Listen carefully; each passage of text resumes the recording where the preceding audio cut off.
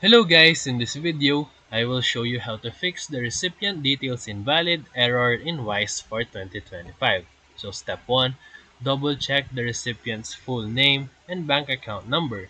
Make sure that there are no extra spaces or special characters.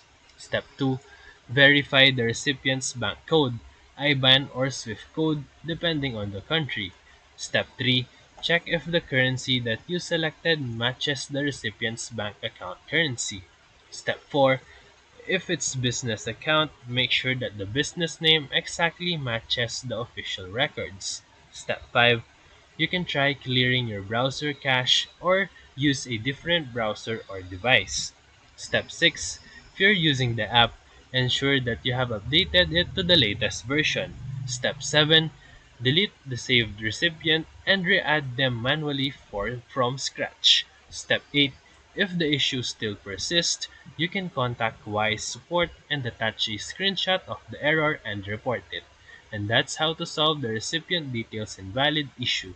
So if this video helped you, feel free to like and subscribe for more quick tutorials, reviews, and comparison videos. Thank you for watching.